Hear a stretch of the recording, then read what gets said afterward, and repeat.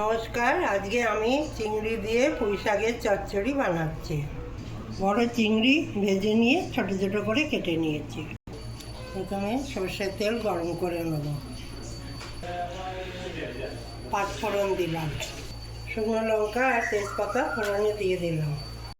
ফোড়নটা ভাজা হয়ে গেছে, একটা ছোট পেঁয়াজ কুচিয়ে রেখেছিলাম, ওটা দিয়ে দিচ্ছি। অল্প আদা রসুন পেস্ট এতে দিয়ে দেবো। এবার কেটে রাখা সবজিগুলো এক এক করে দিয়ে দেবো। আলু, বেগুন, বিন, শিম, কুমড়ো আর পুঁই শাকের ডাঁটাও দিয়ে দিলাম। একটু ভেজে নিয়েছি। এবার হলুদ, ধনে আর 4টে কাঁচা লঙ্কা ভেঙে দিয়ে দিলাম। আর মতো নুন আর মিষ্টি দিয়ে দিলাম।